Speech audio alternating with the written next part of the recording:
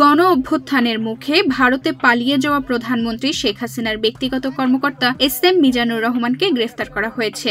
৭ মে বুধবার রাত ১০টার দিকে তাকে রাজধানীর ধানমন্ডি এলাকায় ল্যাবএইডের সামনে থেকে গ্রেফতার করা হয়।